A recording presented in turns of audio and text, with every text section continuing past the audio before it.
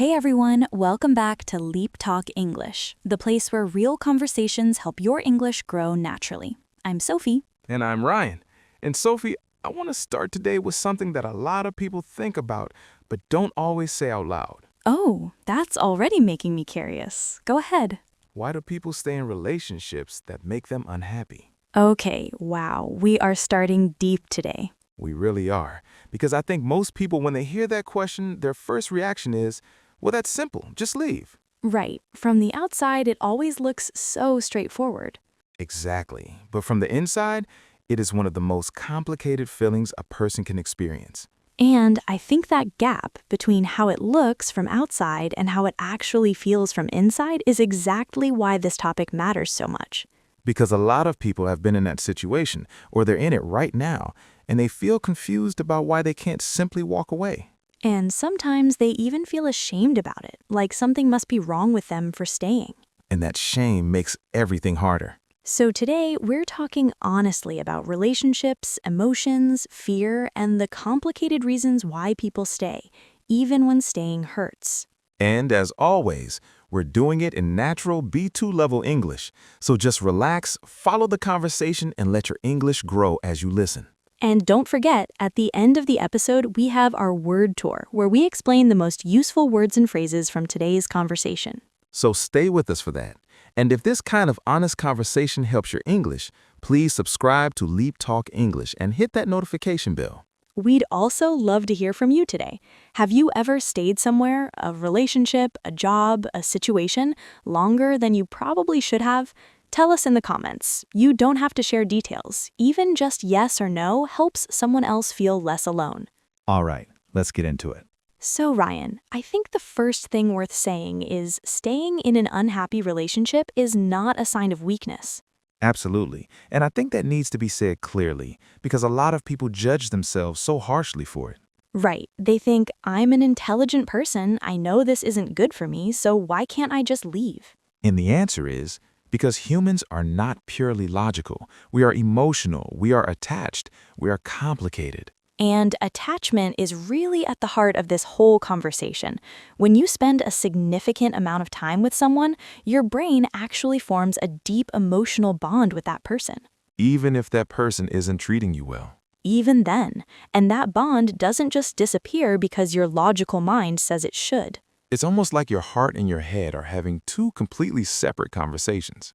Exactly. Your head says, this isn't right, this doesn't feel good, you deserve better. And your heart says, but I love this person, but we have history. But what if things get better? And both of those voices feel completely real. They do, and living between them is exhausting. So what actually keeps people there? Because I think it's more than just love. Much more. I think one of the biggest reasons is fear, and not just one kind of fear, many kinds at the same time.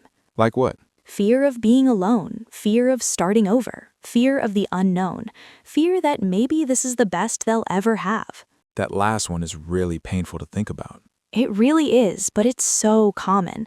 A lot of people stay because somewhere deep inside they don't fully believe they deserve better. And that belief, that quiet feeling of not being enough, often comes from a very deep place, sometimes from childhood, sometimes from past experiences. And it shapes everything, because if you don't believe you deserve better, you won't go looking for better. You'll stay where it's familiar, even if familiar feels painful. And familiar is actually a really important word here, because humans are creatures of habit. We find comfort in what we know, even when what we know isn't good for us. It's almost like the pain becomes predictable, and predictable pain feels safer than unpredictable change. Yes, at least you know what to expect. Change feels like stepping into complete darkness. And that's terrifying for most people. Absolutely. And then there's another layer to this, and that's hope. Hope keeps a lot of people in very difficult situations. It really does, because the relationship wasn't always like this. There were good moments, there were happy times, and people hold on to those memories. They think, that person I fell in love with is still in there somewhere, and maybe if I'm patient enough or kind enough or try hard enough, they'll come back. And hope is not a bad thing on its own. Hope is beautiful, but hope without change becomes a kind of trap. Because you keep waiting for a version of the relationship that may never actually return. And while you're waiting, time passes and leaving becomes harder and harder. Because now there's more history, more shared memories, maybe shared finances, maybe children, maybe a whole life built together. And suddenly, leaving doesn't just mean leaving a person, it means dismantling an entire world. And that is genuinely overwhelming. It's not weakness, it's just reality. Exactly. And I think people outside the situation don't always understand that weight. They see it simply. They say, just leave, as if leaving is one small, easy step. But for the person inside it, leaving can feel like the most terrifying and complicated decision of their entire life. So what helps? What actually moves people toward making a change? I think the first thing is honest self-reflection, really sitting with yourself and asking, am I staying because I genuinely believe this can get better? Or am I staying because I'm afraid of what leaving looks like? And that distinction matters enormously. It really does, because staying out of real love and real hope is very different from staying out of fear and habit. One is a choice, the other is almost like being stuck, and recognizing which one you're in, that's the beginning of clarity. And I think the second thing that helps is support. Having even one person, a friend, a family member, a therapist, who you can talk to honestly without judgment. Because carrying this alone makes it so much heavier than it needs to be. And shame grows in silence. When you talk about it, even a little, the shame starts to lose its power. And sometimes just hearing someone say, I understand why you stayed, and I don't think less of you, can be incredibly freeing. Because you stop fighting yourself on top of everything else. Exactly. And I think the third thing is this, giving yourself permission to want more, not as something selfish, but as something deeply human. Wanting a relationship that feels safe, that feels kind, that feels like home in a good way. That's not asking for too much. That's just asking for what everyone deserves. And I think a lot of people need to hear that, especially people who have been told, directly or indirectly, that they are too much or not enough, or lucky to have what they have. You are allowed to want more. You are allowed to leave, and you are allowed to stay while you figure things out slowly. There is no perfect timeline for this. None at all. And wherever you are in this, you are not alone, and you're not broken. You're just human, trying to navigate one of the hardest parts of being human. And that takes more courage than most people realize. It really does. Okay, I think that's a beautiful place to move into our word tour. Let's do it. Let's start with a word that came up early in our conversation, attachment. Attachment means a strong emotional bond or connection you feel toward a person or place. For example, she felt a deep attachment to him even after the relationship ended. Or attachment can make it very hard to walk away from someone. Repeat after us. Attachment. Attachment.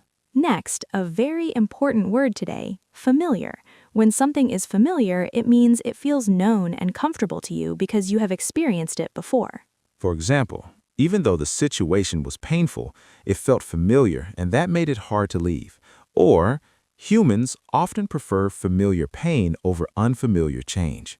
Repeat, familiar. Familiar. Next, self-reflection. Self-reflection means taking time to think honestly and carefully about your own feelings, choices, and behavior. For example, she needed some quiet time for self-reflection before making a decision. Or self-reflection helps you understand why you do the things you do. Repeat, self-reflection. Self-reflection. Next, walk away. To walk away means to choose to leave a situation or relationship, especially a difficult one. For example, it took him a long time to find the courage to walk away. Or sometimes walking away is the kindest thing you can do for yourself.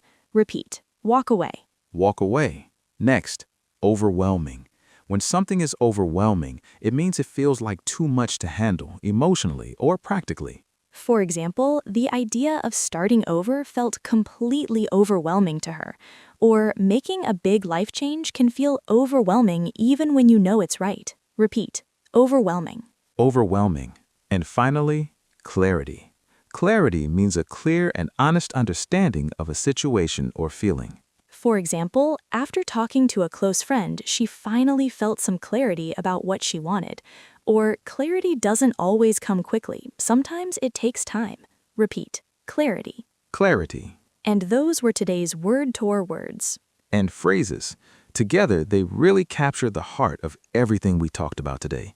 Attachment, fear, hope, and the slow, honest journey towards understanding yourself better. And remember, having the right words for your feelings is one of the most powerful things you can do, in English and in life. So wherever you are today, be kind to yourself.